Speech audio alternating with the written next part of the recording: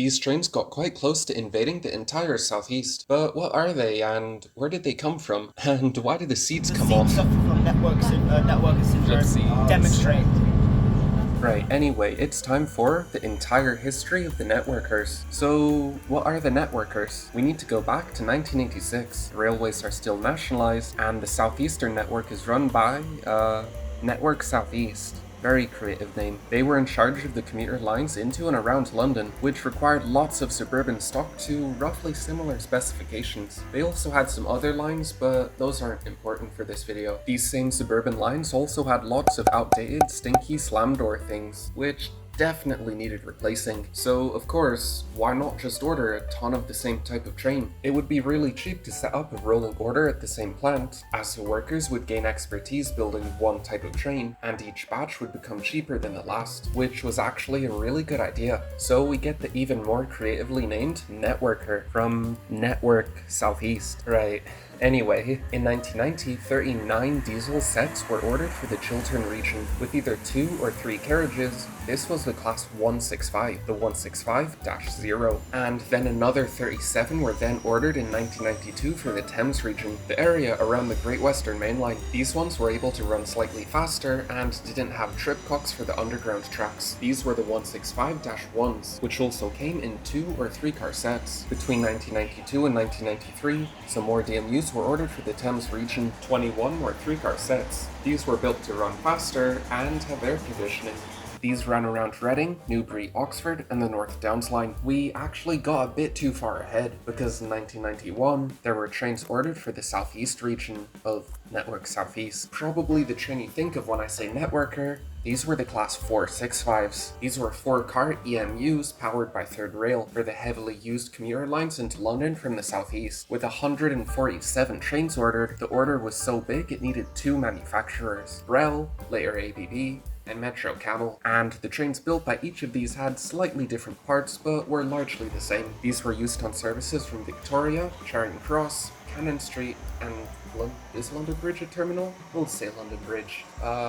From these to the southeast, from 1993 to 1994, we also got the class 466, basically a mini 465 with 2 coaches. These were used with the 465s to make 6 or 10 coach trains. They were also used on some short branch lines, and again in 1993, more trains were ordered, the class 365s, and these actually had to fight with other rolling stock for funding. This was a dual voltage design, although no trains were fitted with both sets of equipment at once. The 365s were basically modified 465s, also having 4 cars, but were intended for some of the faster services in the southeast, and the first 16 went to what's today Southeastern, and another 25 were ordered for the East Coast Main Line, operating the suburban services from King's Cross. These ones were fitted with pantographs, while the southeast ones had third rail shoes, as expected. Then in 1994, the railways got privatized, and that was the end of Network Southeast, with a bunch of private operators taking over the railways. Connex taking over the southeast, Wagon taking over the northern routes, no, not that wagon, this wagon,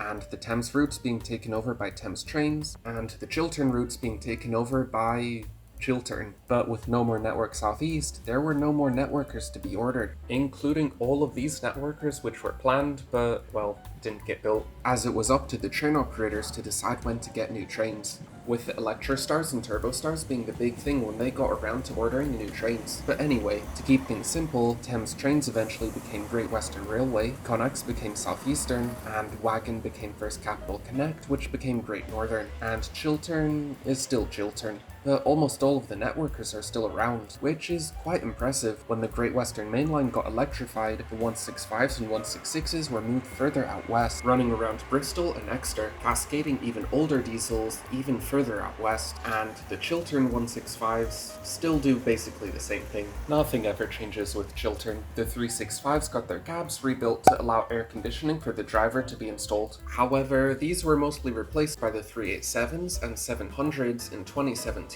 Leaving a lot of extra trains lying around.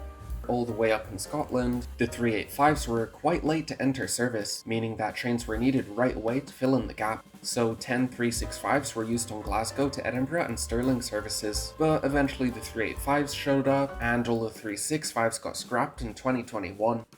Over on Southeastern, The 707s from Southwestern Railway arrived, which was much needed as the 465s kept breaking. The 707s allowed some 465s to be stored, but also the 466s to start being scrapped. And in 2025, 465908 got repainted back into Network Southeast. And Southeastern definitely needs to order a new train to replace the remaining 465s. And Chiltern has no plans. Nothing ever changes there. On Great Western Railway, there aren't any solid plans for a replacement, but I can see the battery 230s replacing them off of the branch lines, just like what's happening on the Greenford branch.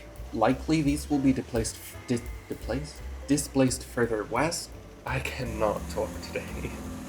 Replacing the even older DMUs that we talked about earlier. But yeah, that's pretty much the entire history of the networkers. I hope you enjoyed the video, and I'll see you next time.